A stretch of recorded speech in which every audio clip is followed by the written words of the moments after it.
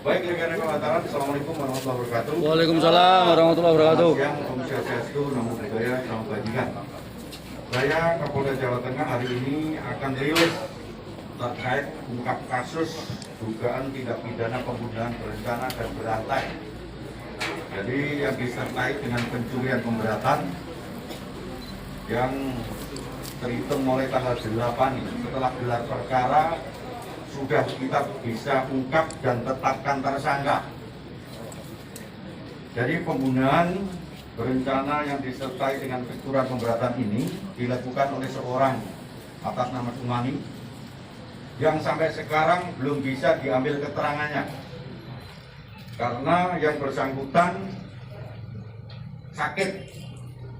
Ini kita awali pada saat kejadian ini adalah tanggal 3 Februari kemarin, yang perkiraannya pembunuhan itu dilaksanakan pada pukul 21 sampai pukul 24.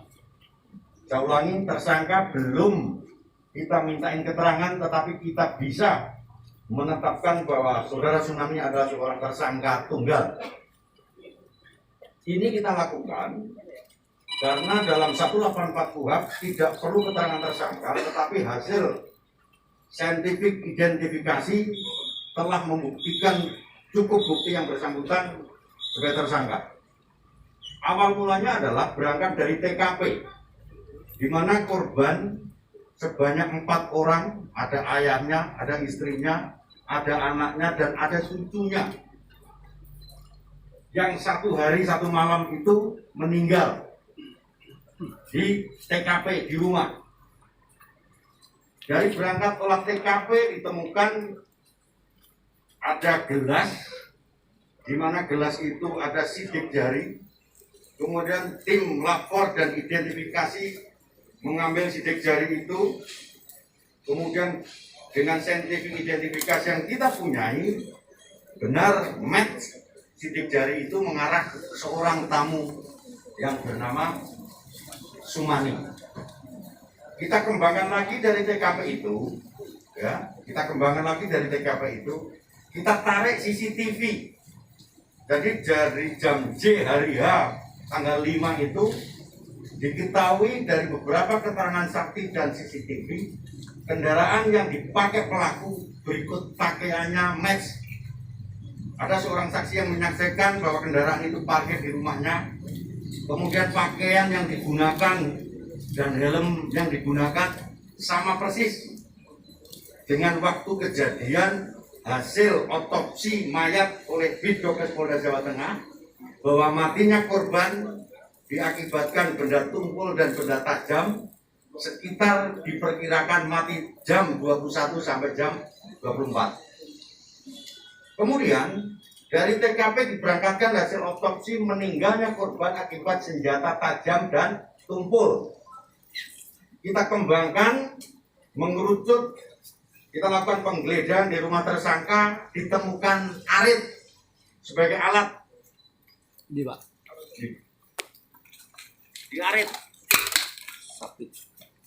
Jadi karena korbannya ada luka akibat senjata tajam, kemudian kita lakukan penggeledahan di rumah tersangka, ditemukan arit. Di dalam arit ini ditemukan darah. Jadi darah hasil lapor yang kita punyai di arit ini identik dengan darah korban istrinya, yaitu saudari Purwati. Kemudian di samping arit, tersangka kita kembangkan lagi di kuku tersangka, kemudian di kunci kontak tersangka ada darah juga yang identik dengan darah korban. Jadi ini sudah mengerucut terkait dengan pembuktian. Kemudian tersangka masih ulangi, para penyidik kita dari Satreskrim Polres Rembang berikut di BK Polda, kita kembangkan lagi di TKP untuk memperjelas terkait terang tindak pidananya. Ditemukan perhiasan di rumah tersangka. Jadi perhiasannya adalah ditemukan perhiasan di rumah tersangka, diantaranya adalah gelang, kemudian cincin, anting. Di anting ditemukan darah yang identik dengan putrinya. Di anting ini. Ini di rumah tersangka ini. Kemudian cincin identik darahnya dengan ibunya. Artinya sudah match bahwa yang bersangkutan mengambil dengan paksa, mencuri dengan paksa pada saat pelaku melakukan upaya paksa terkait dengan pembunuhan, kemudian dibawa pulang dan ditemukan di TKP rumah tersangka. Kemudian, kenapa yang sampai sekarang belum kita lakukan pemeriksaan? Jadi tanggal 3 itu malam itu ada beberapa tamu, kemudian mengerucut seorang tamu.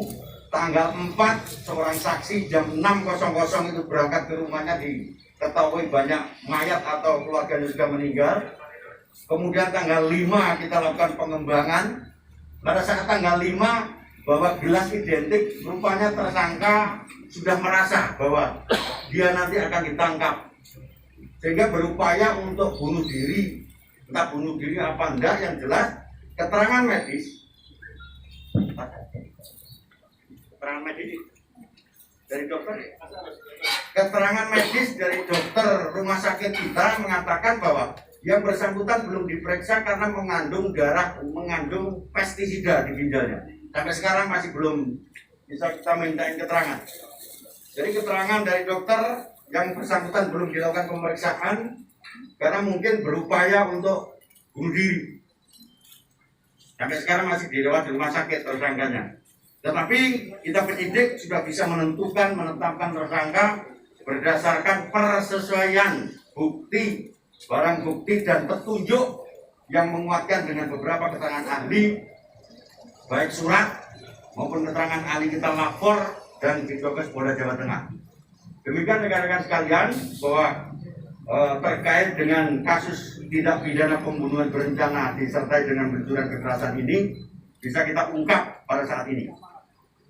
Demikian yang saya sampaikan. Ada pertanyaan? Motifnya dan Ya.